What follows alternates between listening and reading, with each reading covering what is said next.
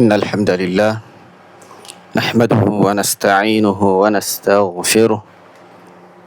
ونعوذ بالله من شرور أنفسنا ومن سيئات أعمالنا من يهده الله فلا مضل له ومن يضلل فلا هادي له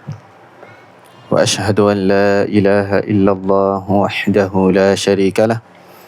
وأشهد أن محمدا عبده ورسوله صلى الله عليه وعلى آله وسلم أما بعد فاللهم لا علم لنا إلا ما علمتنا إنك أنت العليم الحكيم إن شاء الله عز وجل إليتني àlàyé mi lórí àlámọ̀rí kan tí ó dàrú mọ́ apá kan nínú àwọn èèyàn ní àwùjọ wa tó dàrú mọ́ wọn lọ́wọ́. Òun náà ni àlámọ̀rí al-imama, tàlẹ́ tó ń jẹ́ imam, bákan náà kí làwọn kan tí ó sì tọ́ fún irú ìmáàmù bẹ́ẹ̀ àti àwọn kan mi tí ó rọ̀ mọ́ tí a máa mà ní àìpẹ́ láì jìnnà insha Allahu azza wa jal. Àkọ́kọ́ sọ ní pé ẹni tí ó sọ̀rọ̀ yìí òun náà ẹni tí ó sọ̀rọ̀ nípa àlámọ̀rí ahlus sunnah ò ṣe ahlus sunnah, wípé wọ́n máa lo orúkọ yìí, wọ́n máa lò fún ìtumọ̀ méjì pẹ̀lú ọ̀rọ̀ Ibn Taymiyyah rahimahullahu ta'ala.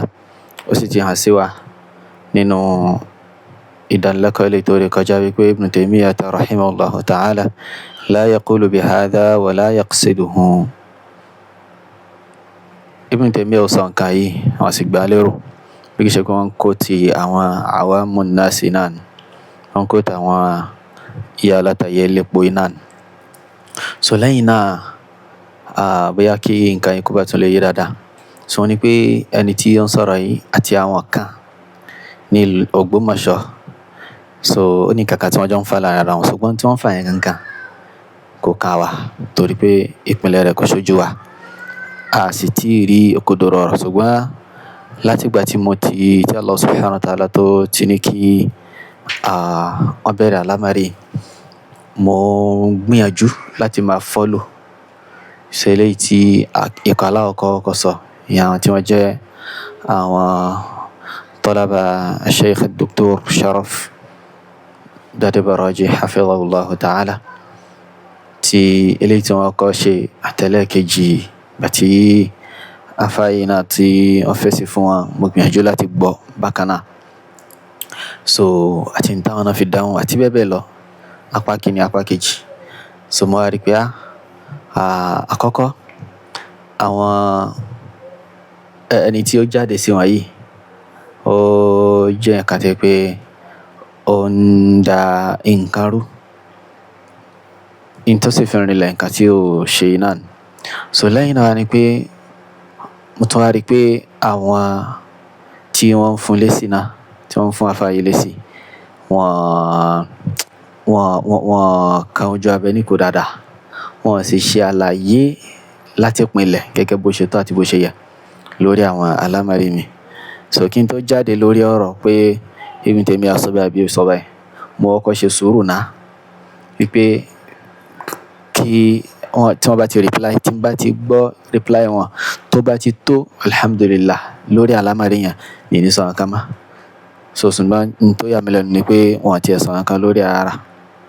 wọ́n sọ nǹkan lórí ẹ̀. So bí a ń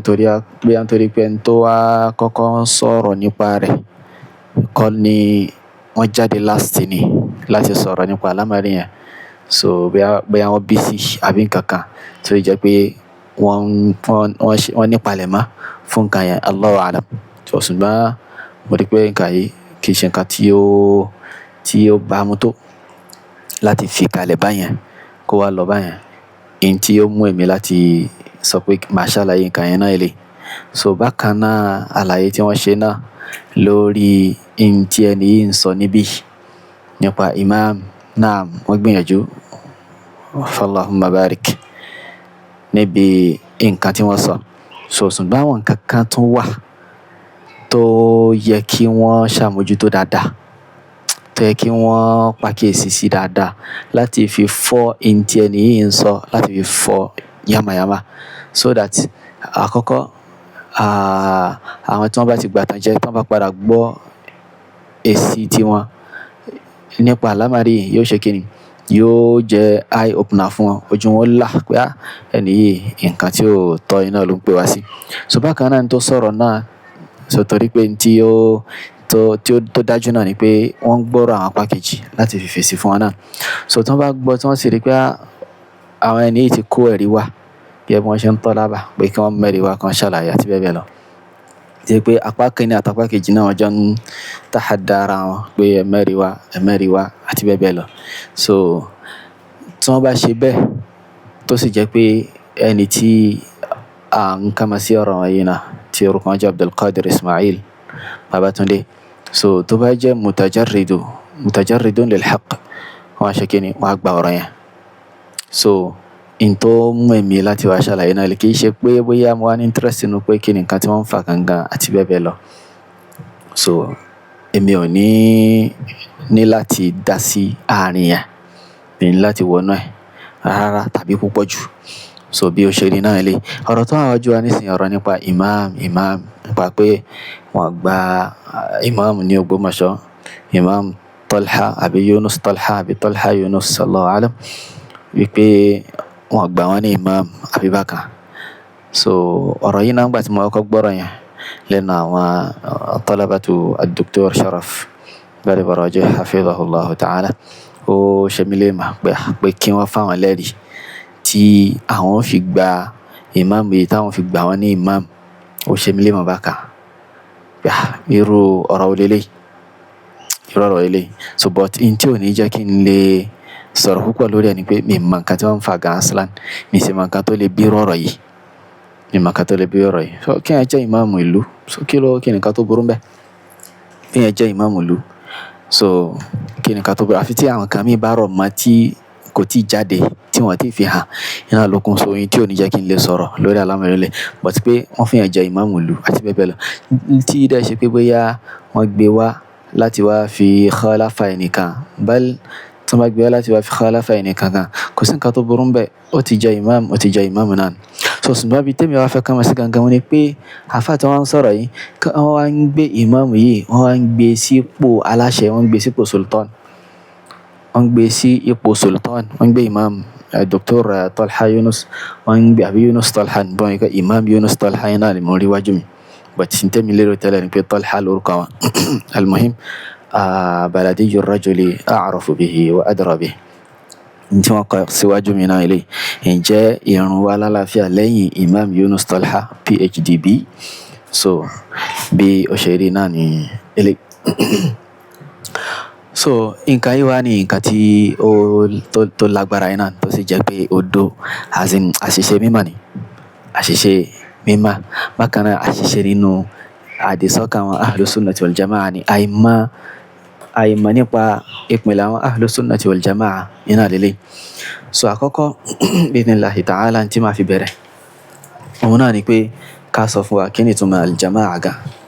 kí ni ìtumọ̀ al-Jama'ah, torí pé imam tá ń sọ yìí nísìnyí yóò ṣá ní Jama'ah, kí wá nìkan tó ń jẹ́ Jama'ah gan, kí nìkan tó ń jẹ́ Jama'ah. Al-Jama'atu ní ìtumọ̀ eléyìí tí ó lálàáfíà,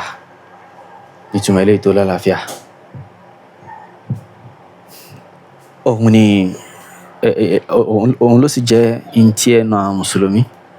tí àzìnà àwọn Ahlus Sunnati wal Jama'ah tó kò lè lórí. So òun náà ni pé al-Jama'ah ó ní ìtumọ̀ méjì, ìtumọ̀ alákọ̀ọ́kọ́ òun ni al-haqq.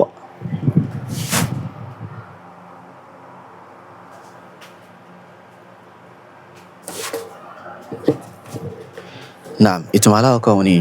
al-haqqu, òdodo. So anyway, tá bá ti rí òdodo, tá bá ti rí al-Jama'ah yóò máa túmọ̀ sí òdodo láwọn bòmí. Irú ẹni ọ̀rọ̀ Ibn Mas'ud radiyallahu anhu pé al-Jama'atu ma wafaqa al-haqqa wa in kunta wahdak. So al-Jama'ah òun ni tó bá ṣe déédéé òdodo kódà kó pé wà nìkan, ṣùgbọ́n eléyìí kọ́ la fẹ́ sọ̀rọ̀ nípa rẹ̀. eléyìí kọ́ la fẹ́ sọ̀rọ̀ nípa rẹ̀. Ìtumọ̀ ẹlẹ́ẹ̀kejì tí ó máa jẹ́ ìtumọ̀ jama'a òun ni jama'atu al-muslimin. Eléyìí tẹ́ pé kí ni eléyìí tẹ́ pé wọ́n kó jọ lórí ìmáàmù ọ̀yọ̀kan pẹ̀lú pé wọ́n ṣe báyà fún ìmáàmù yẹn. So eléyìí ni imam. Òun sì ni tá bá ti ń rí ọ̀rọ̀ nínú tírà àkídà tí àwọn ọ̀rọ̀ náà máa ń dálé lórí kì í ṣe ìmáàmù salat, kì í ṣe ìmáàmù salat. Tí wọ́n sọ imam nínú nusus ash-sharia wọ́n sọ pé imam al-khuruj ala al-a'imma, ta'atu al-a'imma àti bẹ́ẹ̀ bẹ́ẹ̀ lọ. Ìmáàmù tí wọ́n gbà lérò ni ìmáàmù àwọn mùsùlùmí, ìmáàmù tó ń darí gbogbo ìlú, tó ń darí gbogbo ìlú. So eléyìí òun láàrin nínú hadithu Hudhayfa ibn al-Yaman radiyallahu anhu tí Ànábì sallallahu alayhi wa sallam sọ fún pé wa in lam takun jama'atun wala imam, tí ó bá wá sí jama'a tí ó sí imam ńkọ́, fa in lam yakun lahum jama'atun wala imam, tí ó bá sí jama'a tí ó sí imam. So tí ó fi yé wa wípé ìmáàmù yìí kìí ṣe ìmáàmù masalasi ní wọ́n gbà lérò nínú àwọn hadithu yìí. Gbogbo àwọn ẹ̀rí àwọn hadithu tá bá ń kó wa àbáwọn kan tá bá ń ka nínú tírà àwọn olùmẹ̀sìn nínú al-Barbahari àti bẹ́ẹ̀ bẹ́ẹ̀ lọ, kìí ṣe ìmáàmù masalasi ní wọ́n gbà lérò, kìí ṣe ìmáàmù kan tí wọ́n yàn pé kó máa darí alámọ̀rí àwọn mùsùlùmí, kó máa kírun fún àwọn mùsùlùmí, bóyá ìmáàmù ìlú kan pé olórí ìlú àbí ìmáàmù ìlú tí ó jẹ́ chief imam ìlú àbí àkà. So eléyìí nǹkan ni wọ́n gbà lérò. So torí ẹ̀ ló jẹ́ pé fa in lam yakun lahum jama'atun wala imam, tí wọ́n bá ní jama'a tí wọ́n ní imam nǹkan, bó ló ṣe possible kó má sí imamu tí ó máa kírun fáwọn èèyàn, tí ó máa lead jama'a, kò possible. So imamu tí wọ́n ń sọ níbí òun ni pé imamu tí ó máa darí àwọn mùsùlùmí. A lè rí àsìkò kan lè wá tẹ́ pé kíni tẹ́ pé a ní rí olórí tí ó máa darí àwọn mùsùlùmí látara ìdí kan sí kejì. So kí la Ànábì wa sọ? Ànábì ní talzam jama'ata ta'tazil tilka al-firaqa kullaha, ta'tazil tilka al-firaqa kullaha. Ó ṣe kíni kó yẹra fún gbogbo àwọn fírọ̀kù yẹn pátápátá. So túmọ̀ sí pé ìmáàmù níbí òun ni pé ìmáàmù tí ó máa darí gbogbo àwọn mùsùlùmí, tí àwọn mùsùlùmí tí wọ́n máa ní as-sam'u wa ta'a fún. Irú ìmáàmù yìí wá ní ẹnu àwọn èèyàn wá kò lè lórí tó bá jẹ́ fásik. Irú ìmáàmù yìí ní ìyapọ̀ inú wa láàrin àwọn èèyàn lé lórí tó bá jẹ́ fásik. Tí pé àwọn ahlu sunnati wal jama'a wọ́n lọ́rọ̀ tí wọ́n sọ lórí rẹ̀, àwọn ahlul bid'ah wal furqa àwọn náà ní ọ̀rọ̀ tí wọ́n sọ ní orí rẹ̀.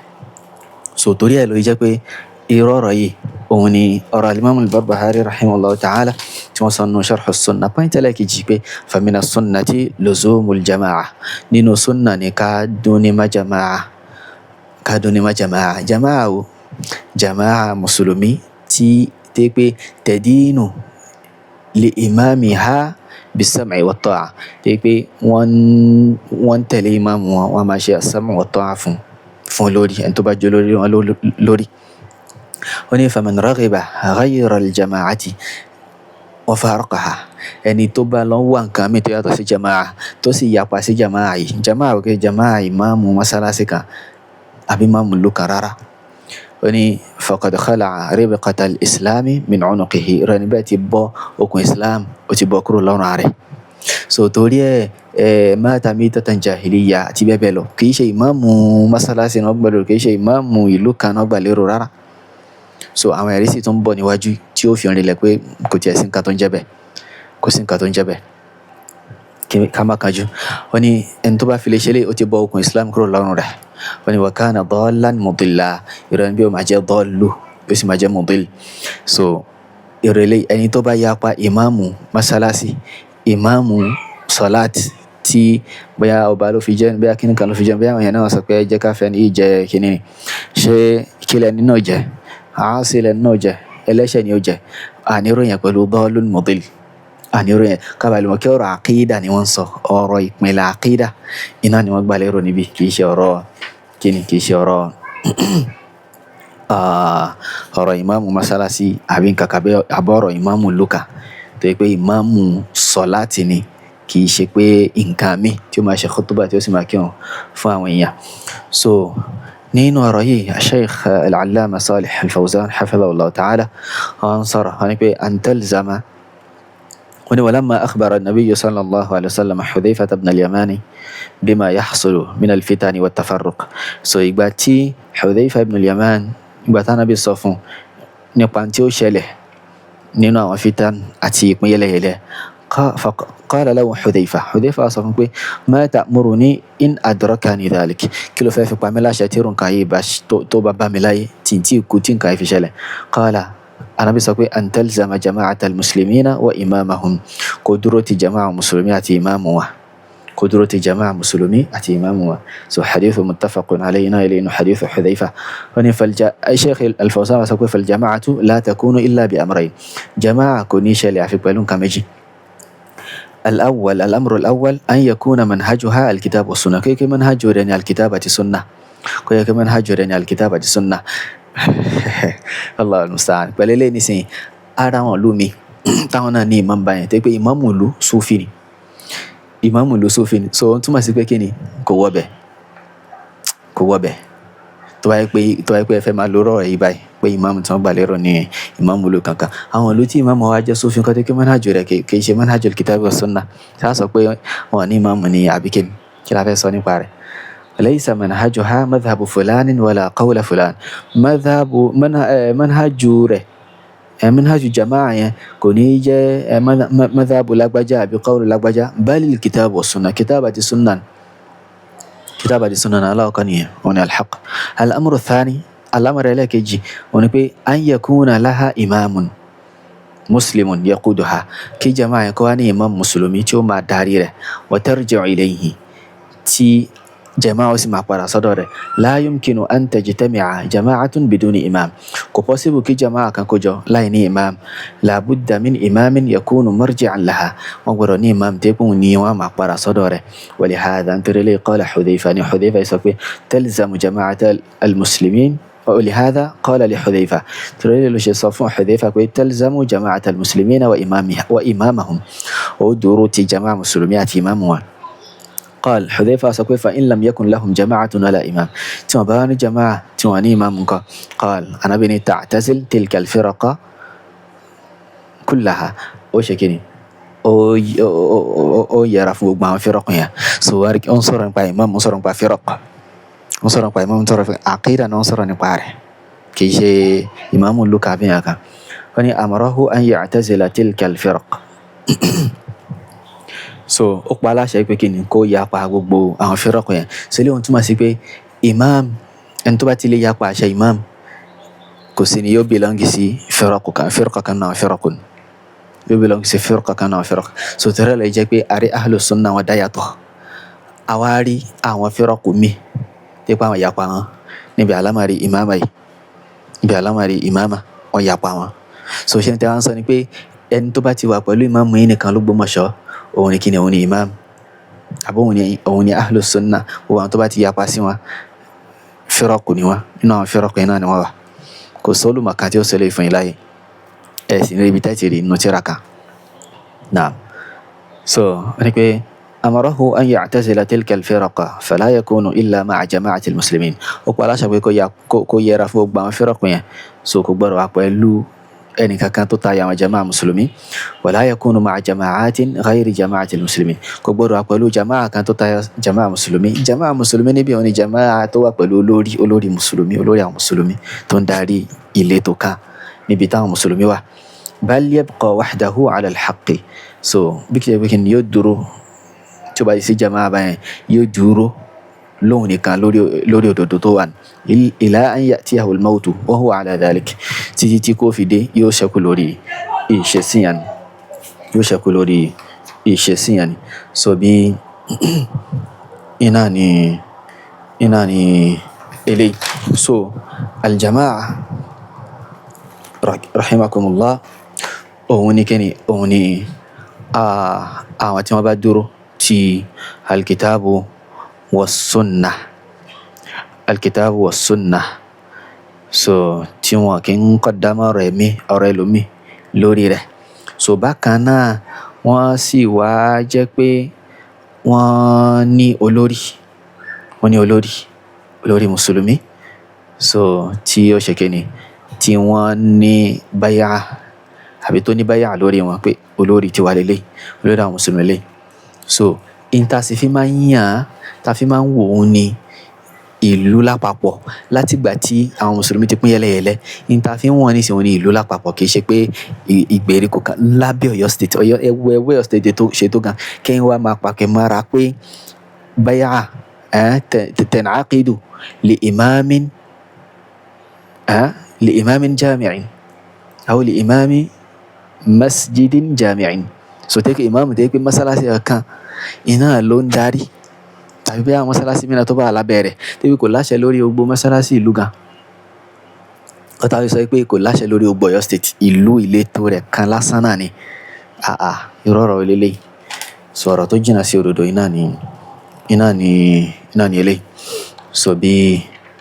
ó ṣe rí iná ni so aljamaatu òun ni asawadu al-azam àwọn tí wọ́n bá dúró pẹ̀lú òdodo àwọn tí wọ́n dúró pẹ̀lú òdodo so tí wọ́n sì wà pẹ̀lú imam tí wọ́n wà pẹ̀lú imam so bí eléyìí bó ṣe rí iná ni bẹ́lẹ̀ bó ṣe rí ni so lẹ́yìn náà hafidhakumullah òun ni pé lẹ́yìn gbà tí ọ̀rọ̀ jama'a tó ti yé so àwọn ọ̀rọ̀ pọ̀ látọ̀dọ̀ àwọn àìmà lórí tahdidu wal jama'a àti bẹ́ẹ̀ bẹ́ẹ̀ lọ so ṣùgbọ́n kí n má gbàsíkò jù náà ló jẹ́ kí n mú ìwọ̀nba yìí wá so tá bá wọ inú tírà ash-shari'a ti al-imam al-ajurri rahimahullahu ta'ala a rí pé wọ́n ṣe àkúdù abwaab kan lọ́wọ́ ìpínlẹ̀ nínú tírà wọn yìí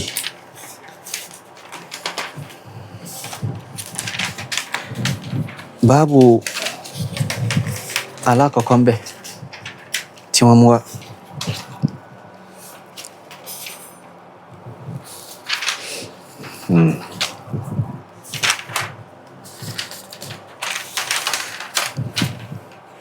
naam báàbù alákọ̀ọ́kọ́ tí wọ́n mú wá wọ́n ní pé báàbù dhikiril amri biluzumil jama'a báàbù tí ó ń sọ̀rọ̀ nípa ìpaniláṣẹ nípa dídìrọ̀ mọ́ jama'a wan nahyi anil furqa àti kíkọ̀ fún ni kúrò níbi pípín yẹlẹyẹlẹ bal littiba'u bí kì í ṣe pé tí wọ́n fẹ́ ni pé kí n ká máa tẹ̀lé ìlànà wa tarkul ibtidaa ká sì gbé ibtidaa ká gbèjù sílẹ̀ ká gbé ìmáṣe bídà ká gbèjù sílẹ̀ so bí eléyìí bó ṣe rí náà eléyìí luzumul jama'a kí wọ́n á gbà lérò pẹ̀lú luzumul jama'a láti wọ́n mú àwọn ẹ̀rí wá tí wọ́n mú àwọn ẹ̀rí wá nípa luzumu aljama'a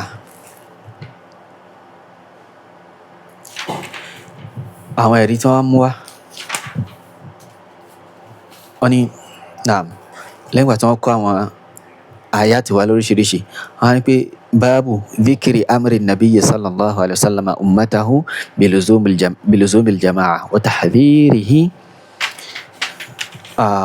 iyahum min alfurqa so bí sísọ̀rọ̀ nípa àṣẹ tí Ànábì pa àlùmọ́ rẹ̀ pé kí wọ́n dìrọ̀ mọ́ jama'a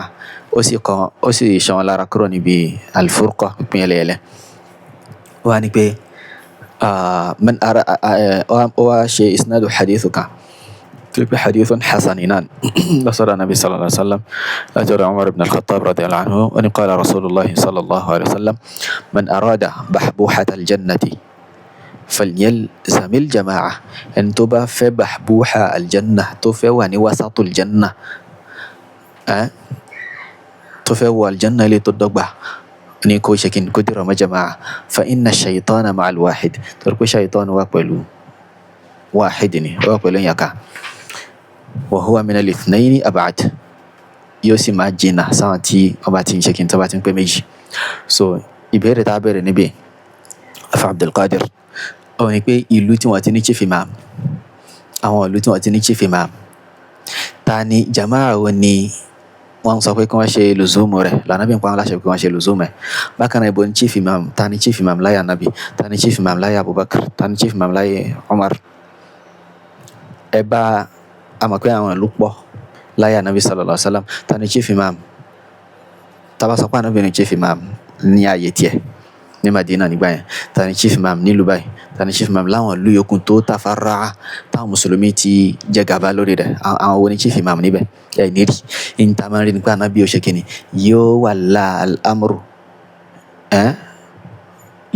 yóò fi àlámọ̀rí yẹn lẹ́nìkan lọ́wọ́ nínú àwọn mùsùlùmí tó yẹ pé òun ni ó jẹ́ olórí gbogbo létò yẹn,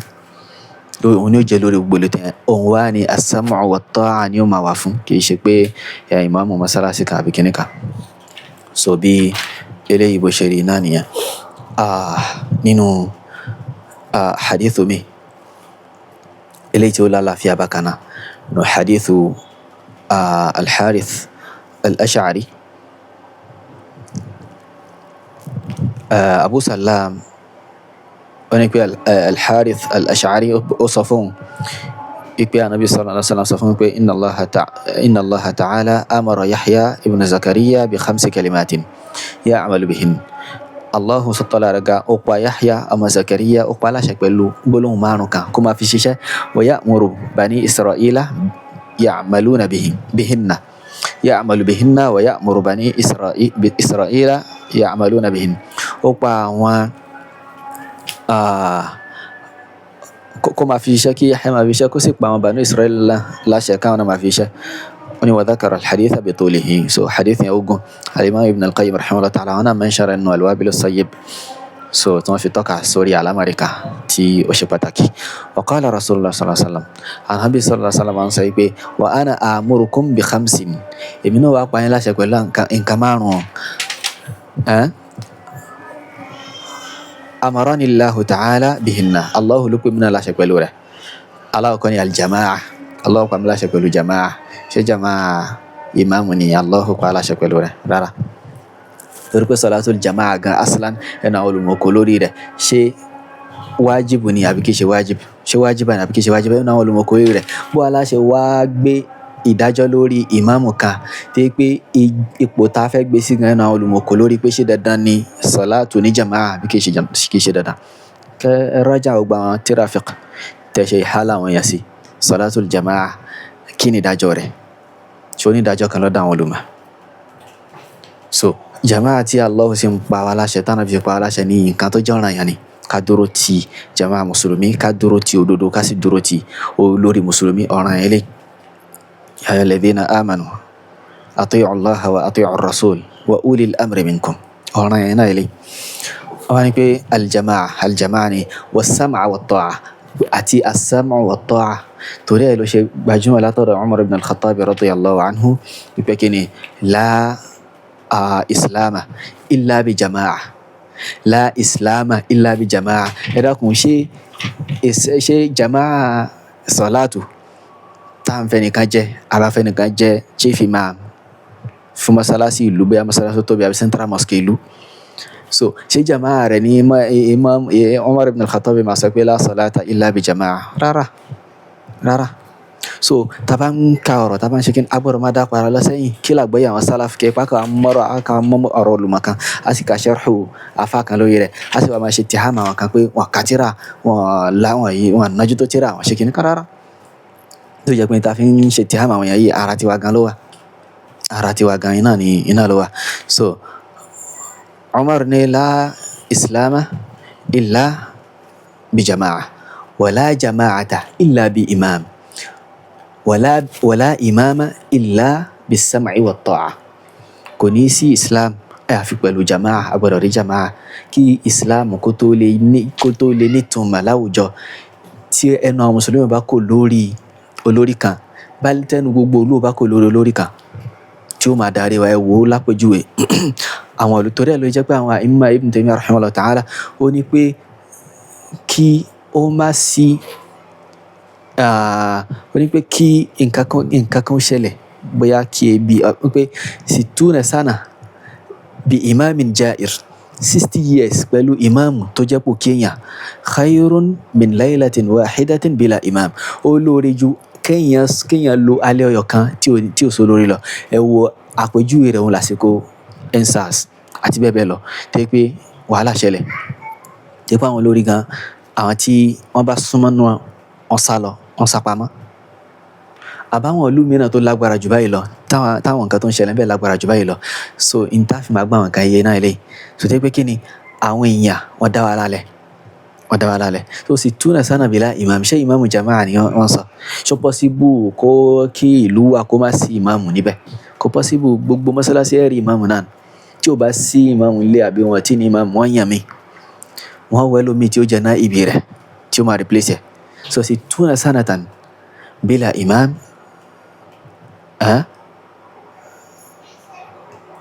àbí bí ìmáàmù zalim 60 years pẹ̀lú ìmáàmù tí yẹn lo 60 years pẹ̀lú ìmáàmù tó jálábòsí olórí jọ alẹ́ ọyọ̀ kan lọ tí ó ní ìmáàmù ṣe a sọ pé ìmáàmù wa kò sí nílé àbí ìmáàmù kú àti yẹn lómi alẹ́ ọyọ̀ kan yẹn irú ẹ̀ níbi tèmi àwa ń gbàlérò rárá ìmáàmù aláṣẹ yìí náà ní gẹ́gẹ́ bí ó ṣe padà wá nínú àwọn ẹ̀rí tí máa kó wá ó ní pé ìmáàmù tí wọ́n ń sọ ó ní ìmáàmù tó ní sultah tó ní quwwa nílùú tẹ́ pé yóò lè máa pàṣẹ yóò lè máa dájọ́ nǹkan báyìí ní kẹ́ ṣe nǹkan báyìí ní kẹ́ ṣe so ìmáàmù yìí àṣẹ wo ni ó wà lọ́wọ́ wọn kò sí wọ́n ní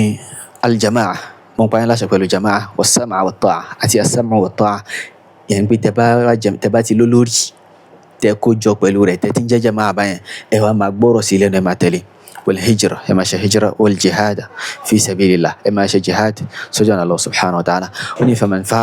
فمن فارق الجماعة شبرا انتو باوا خلف جماعة تو يابا جماعة يي لودي وشبرو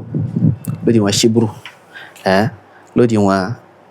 ọmọnìkà láti bí gbẹ̀yìn àtẹ́lẹwọ́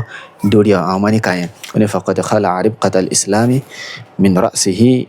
illa an yarja' ìrọ̀lẹ́ bẹ́ẹ̀ ti bọ́ okùn islam kúrò lọ́rùn rẹ̀ àfi tó bá tó padà síbẹ̀